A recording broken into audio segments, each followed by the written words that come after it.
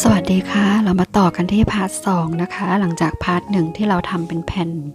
แบบนี้ไปนะคะให้เราใส่2เม็ดทางซ้ายแล้วก็ส่วนเม็ดที่2ลงมาค่ะ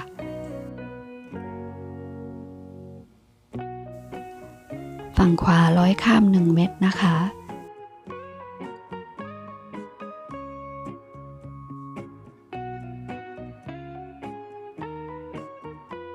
ขวา1ซ้ายใหญ่เล็กใหญ่ส่วนลงมาค่ะเทคนิคของการทำลายนี้สำคัญคืออย่าใส่เม็ดขาดหรือเกินนะคะเราใส่ให้ตรงตามวิดีโอนะคะต่อไปเส้นทางขวาใส่1เม็ดค่ะใส่1เม็ดก่อนแล้วก็ร้อยข้ามเม็ดสีม่วงไปนะคะ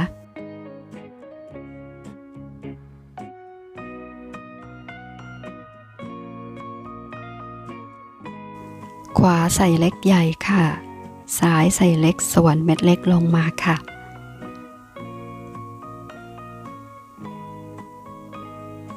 เส้นทางซ้ายร้อยสอดเอ็นข้ามไป1นะคะ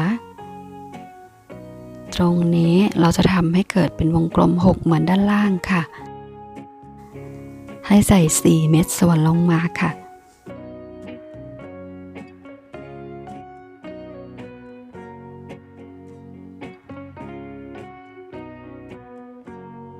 ขวาร้อยสอดเอ็นไป1เม็ดค่ะ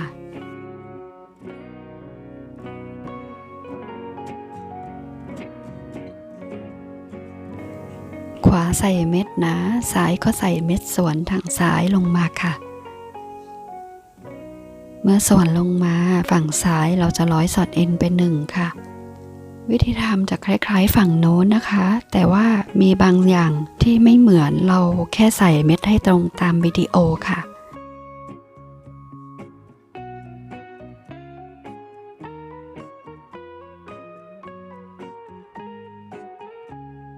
ฝั่งซ้ายก็ร้อยสอดเอ็นไป1ค่ะใส่เม็ดทางซ้ายค่ะใหญ่เล็กแล้วใช้เส้นทางซ้ายนะคะร้อยวนมาค่ะวนเม็ดใหญ่1เม็ดเล็ก1และก็ร้อยวนมาอีกค่ะ3เม็ดนะคะใหญ่เล็กใหญ่ค่ะ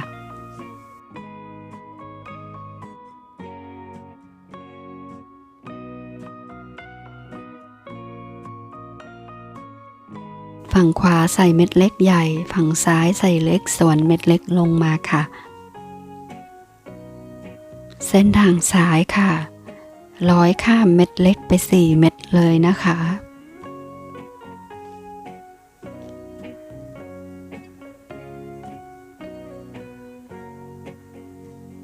ตรงนี้เราจะทำให้เกิดเป็นวงกลม6ให้ใส่1เม็ดลงมาค่ะ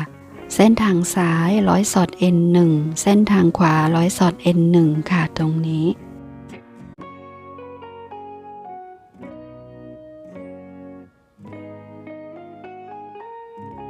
ใส่เม็ดทางซ้ายค่ะเล็กใหญ่เล็กส่วนลงมาค่ะเส้นทางขวานะคะร้อยไป2เม็ดค่ะ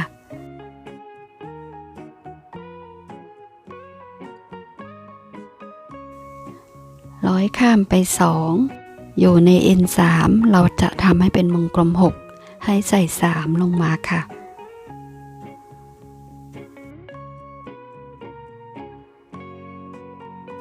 ขวาร้อยข้ามไป1ค่ะเม็ดสีม่วงนะคะ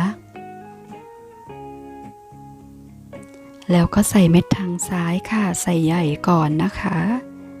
ใหญ่เล็กใหญ่เล็กนะคะส่วนลงมาค่ะ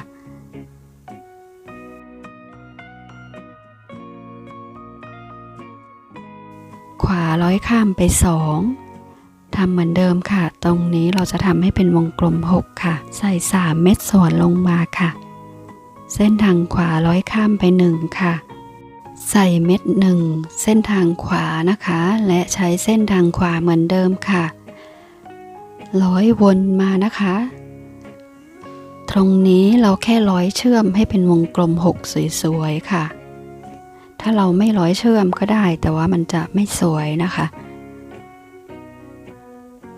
ร้อยวนเป็นวงกลมมาเลยค่ะ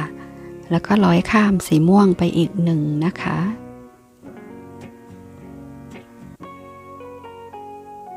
ต่อไปขวาใส่เล็กค่ะซ้ายใส่ใหญ่ส่วนลงมาค่ะเส้นทางซ้ายเหมือนเดิมค่ะร้อยข้ามเม็ดสีขาวไป1ค่ะใส่เม็ดทางขวาใส่เม็ดทางซ้ายส่วนเม็ดทางซ้ายค่ะเส้นทางซ้ายค่ะร้อยข้ามเม็ดเล็กกับใหญ่ไปค่ะ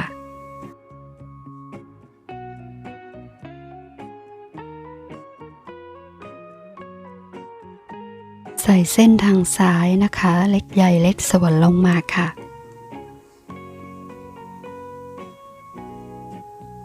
ขวาร้อยข้ามเม็ดสีขาวไป1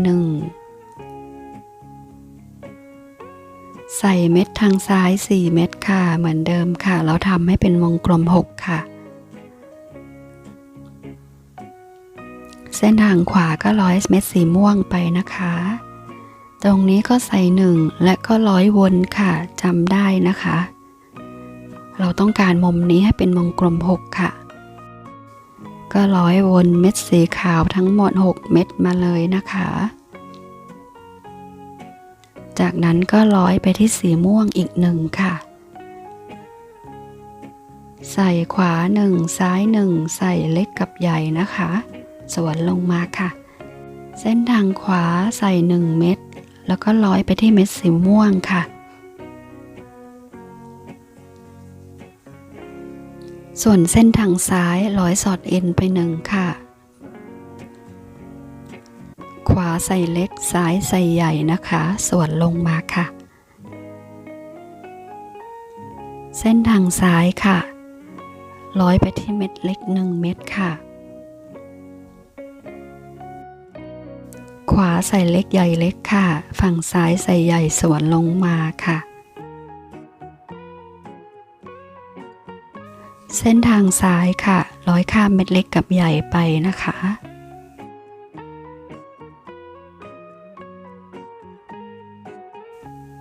ขวาใส่เล็กใหญ่ค่ะซ้ายใส่เล็กค่ะส่วนเม็ดเล็กลงมาตรงนี้ค่ะทำให้เป็นวงกลม6ค่ะเหมือนเดิมนะคะเพียงแต่วิดีโอใส่ฝั่งซ้ายฝั่งขวากี่เม็ดเราแค่ใส่ให้ตรงนะคะฝั่งซ้ายร้อยข้ามเม็ดใหญ่กับเล็กไปค่ะ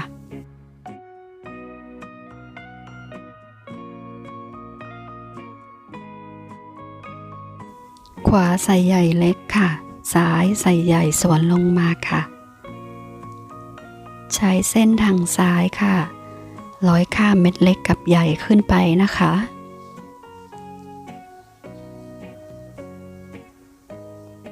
ขวาใส่เล็กใหญ่ซ้ายใส่เล็กค่ะส่วนเม็ดเล็กลงมาค่ะ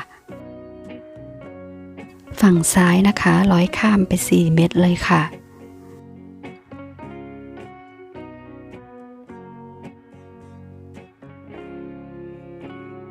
อยู่ใน N5 เราจะทำตรงนี้ให้เป็นวงกลม6เราก็ใส่1เม็ดส่วนลงมาค่ะ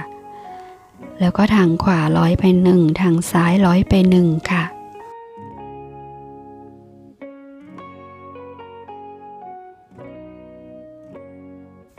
จะได้ดอกมา5ดอกแล้วนะคะต่อไปเราจะทำดอกที่6ค่ะขวาร้อยมา2ค่ะ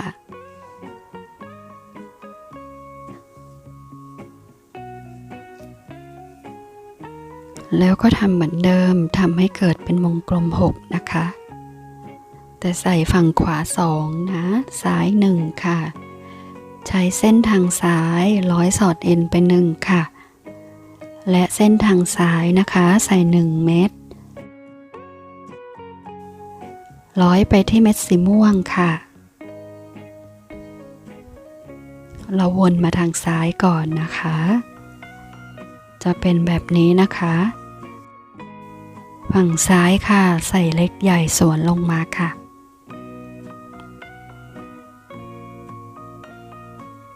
ขวาร้อยข้ามไป1เม็ดค่ะ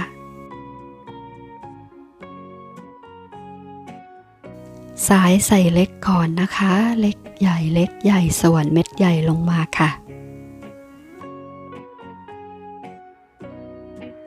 ขวา ร้อยข้ามไป3ค่ะเล็กใหญ่เล็กนะคะ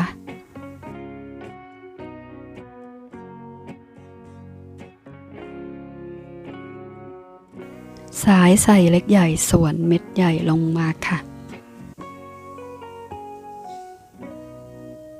เส้นทางขวาร้อยข้ามเม็ดเล็กกับใหญ่ไปนะคะ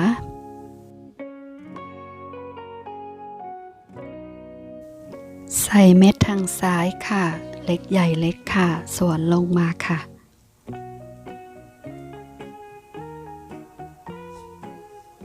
เส้นทางขวาร้อยข้ามไป2ค่ะตรงนี้เราจะทำให้เป็นวงกลม6ค่ะพอร้อยข้ามมา2อยู่ใน N3 ใส่3เม็ดส่วนลงมาค่ะก็จะเกิดเป็นวงกลม6ขึ้นมานะคะขวาข้ามไป1ค่ะแล้วก็ใส่1ทางขวานะคะร้อยไปที่วงกลมเลยนะคะวนไปรอบๆ6เม็ดเลยค่ะ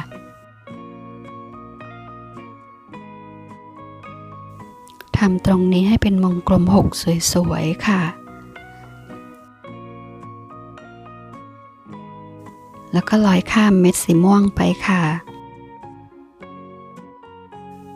เราขึ้นมาดอกที่7แล้วนะคะต่อไปใส่เม็ดทางซ้ายค่ะใหญ่กับเล็กส่วนเม็ดเล็กลงมาค่ะเส้นทางขวาร้อยข้ามไป2ค่ะตรงนี้ใส่แค่1เม็ดนะคะมันอยู่ในจุดที่ว่าทำ4นะคะขวาร้อยข้ามไป1ซ้ายร้อยข้ามไป2นะคะซ้ายข้ามใหญ่กับเล็กขึ้นมาค่ะขวา1ซ้าย1ค่ะส่วนลงมาค่ะ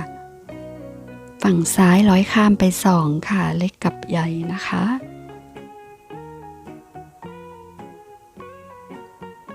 ขวาใส่เล็กใหญ่ซ้ายใส่เล็กส่วนลงมาค่ะ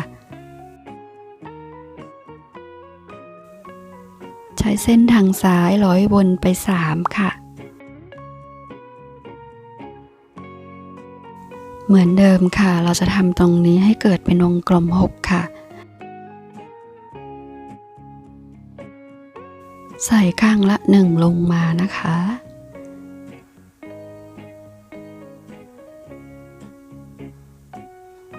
จะออกมาเป็นแบบนี้ค่ะทีนี้ข้างในมันโล่งๆนิดหนึ่งถ้าเรามีเม็ด10มิลเราก็ใส่ลงไปซะหน่อยนะคะไม่ให้มันโล่งหรือว่าเวลากดที่มันจะบุ๋มเข้าไปนะคะ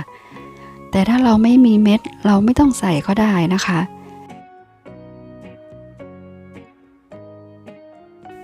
เส้นทางซ้ายร้อยไป1ค่ะตรงนี้แล้วก็ใส่เม็ดทางซ้าย1เม็ดเล็กนะคะร้อยวนค่ะวนมาทางซ้ายค่ะคือเราจะทำให้เป็นวงกลม6เหมือนเดิมค่ะ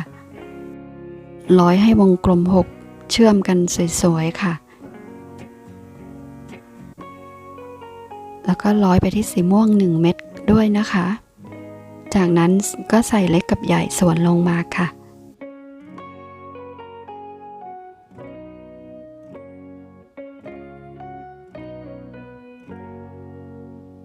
ใช้เส้นทางขวาค่ะร้อยข้ามเม็ดเล็กกับใหญ่ไปค่ะ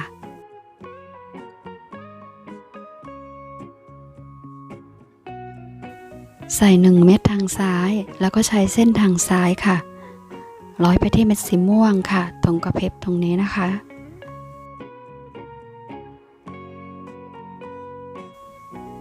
แล้วก็ใส่1เม็ดสวนลงมาค่ะปิดท้ายแล้วนะคะจบ1เม็ดนะคะต่อไปเราแค่ร้อยวนให้6เม็ดตรงนี้เชื่อมกันนะคะถ้าเราไม่ร้อยเชื่อมก็ได้แต่มันจะดูไม่ค่อยสวยค่ะร้อยวนไปรอบๆค่ะ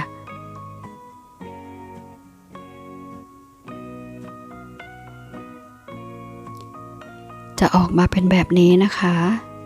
ต่อไปค่ะเราจะมีการใส่เม็ดลงไป3จุดตรงนี้ค่ะ จุดละ1 เม็ดเติมลงไปให้มันดูเป็นโค้งสวยๆนะคะต้องขออภัยด้วยค่ะเดี๋ยวจะมีส่วนที่เหลืออยู่ท้ายคลิปนะคะ